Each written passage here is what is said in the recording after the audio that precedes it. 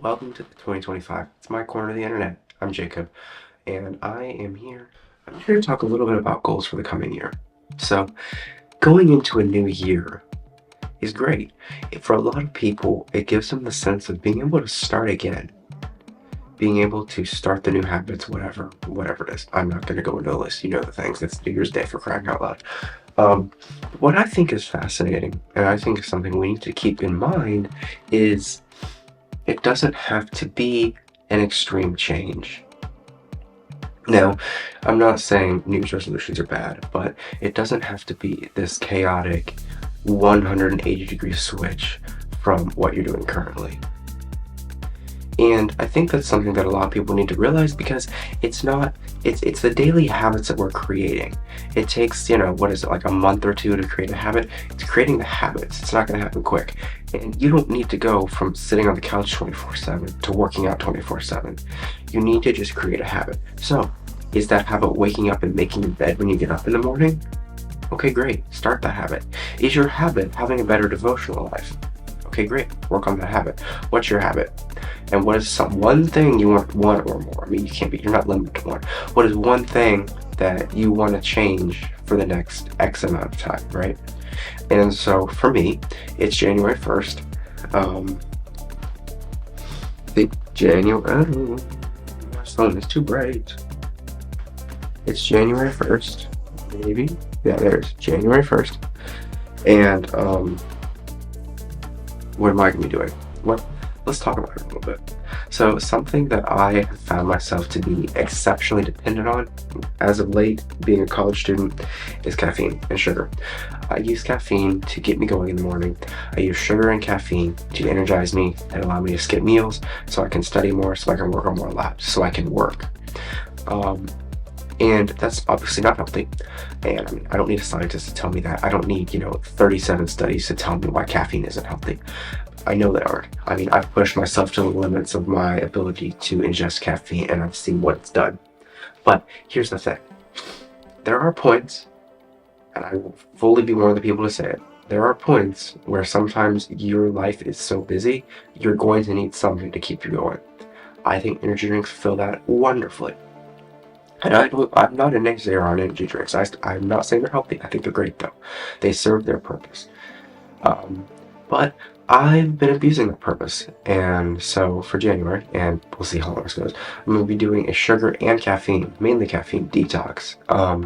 Allowing my system to kind of bring its limit, its tolerance of caffeine down so that if I drink coffee, or something, not an energy drink, more frequently later, I won't be affected like it, and I won't be screwing myself up later. What's something for you? Of course, another habit that's always great to do is starting a new hobby. So for me, obviously I do photo video, and I've done this challenge before. Never really seemed to go anywhere, but the challenge of taking a picture every day. I'm not saying get out, you're big camera, go buy a camera. I'm saying take your phone, take whatever you have that has a camera on it, and just go take a picture. Why? What you think about that for half a second? Why would you want to take a picture every day? Well, simply put, when we look at taking a picture every day, that nets us what? 365 pictures a day, every single day. 366 on leap year. I don't think this year's leap year, I haven't checked. And what does that do? Well, about 90 days in, you're going to be, about 30 days in, you're going to know what you need to do to take a good picture. 60 days in, you're going to start building your stylistic profile. 90 days in, you're going to be crafting an image. You're going to start knowing what you're looking for in a picture. You're going to start knowing how to capture it, knowing what lighting to get. 120 days in, it just keeps getting better. It keeps compound interest, right? And then, about 6 months in, we're halfway through the year now. Okay, now what? Well, you can go out with your phone, with whatever camera you're doing, go out, observe a scene, be like, okay, I can take a picture here, here, here, and here. If I take this picture, I'm gonna edit it like this. If I take this picture, I'm gonna edit it like this. If I take that picture, I'm gonna edit it like that. These are skills, obviously. But why do you need these skills? Why are these skills important? Well, simply put, the easiest way and the reason we want to have skills is so we can grow on them later. So my job is in marketing. Now, how did I get there? Well, I started photography in 2016, grew my own little fan base, grew my own company, grew skills, that was the key one, grew skills in photo and video through YouTube, through photography of my own company. I then worked at summer camps, giving me the commercial side, teaching me how to do that, learning how to capture people in locations, in activities. I then started shooting photo and video for a college, doing that.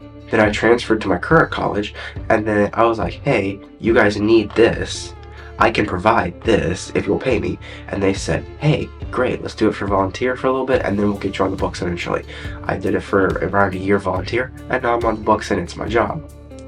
It's the little skills that get you places. I've worked commercial. I've worked for massive corporations in China that use AI and video to aid and speed up the fast food industry. That was fun. I'm not gonna say their name.